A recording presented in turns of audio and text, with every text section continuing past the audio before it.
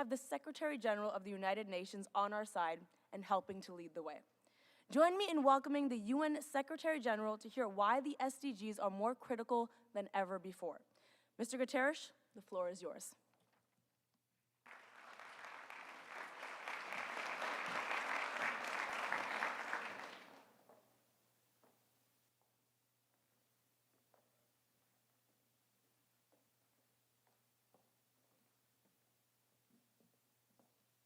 Excellencies, dear friends, the Sustainable Development Goals represent a bold vision, a commitment to a better, healthier, safer, and more prosperous and sustainable future.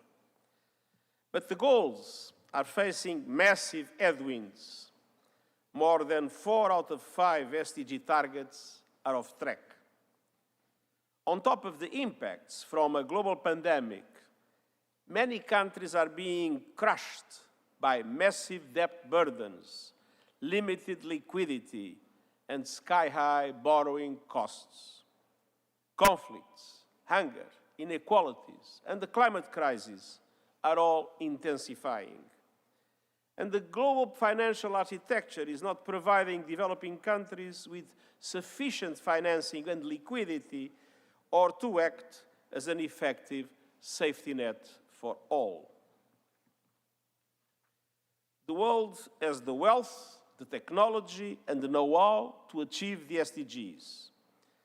Last September's SDG Summit included consensus around an SDG stimulus of at least $500 billion per year in financing for developing countries and the need for global financial architecture reform.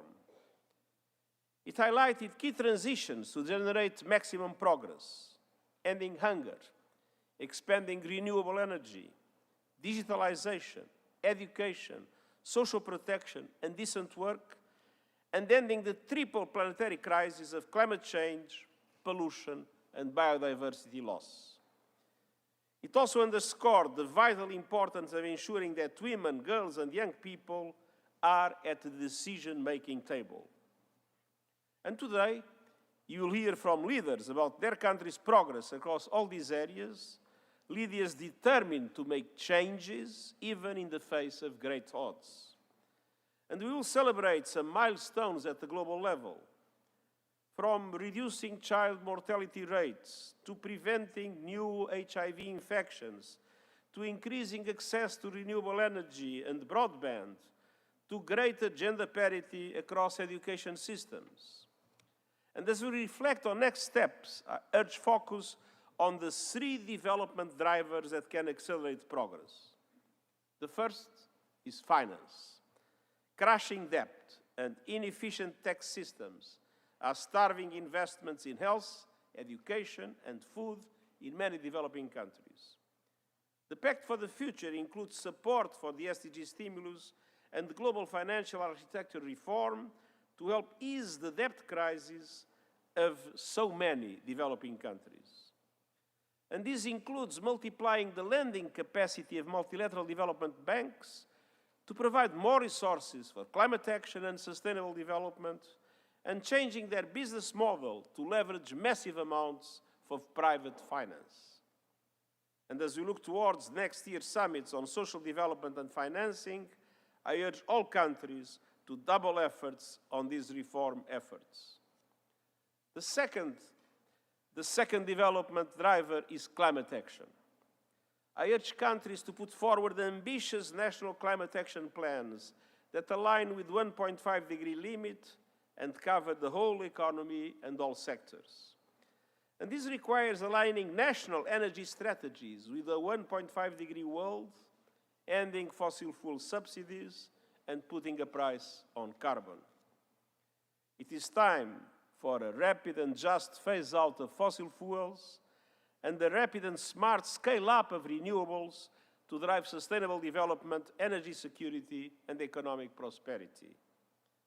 We must fairly and sustainably meet the global demand for critical minerals that can power the renewables revolution. And the panel on critical energy transition minerals has provided important recommendations to do this. Protecting development gains from climate upheaval is also critical. We need new and generous contributions to the Loss and Damage Fund, and we need developed countries honoring their commitments to double adaptation funding by 2025. And we need governments to agree on a significant new climate finance goal at COP29, including new and innovative sources of finance. Le troisième facteur de développement, c'est la paix. Tous nos plans de développement sont rapidement anéantis par des conflits sans fin, causant la mort, la destruction, la faim, les déplacements des populations et les violences basées sur le genre. Et les ressources dont nous avons tant besoin pour nourrir et éduquer nos enfants et construire une planète durable pour notre jeunesse sont gaspillées en dépenses militaires.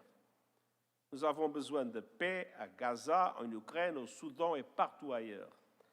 J'appelle les dirigeants du monde entier à surmonter les divisions, à mettre fin aux conflits et à investir dans l'avenir de leur population et dans la paix. Chers amis, dans un monde de richesses exceptionnelles, de connaissances et de technologies sans précédent, nous n'avons aucune excuse.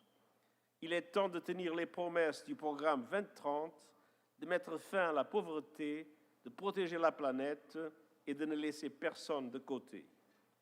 Gardons les objectifs de développement durable en vie et je vous remercie.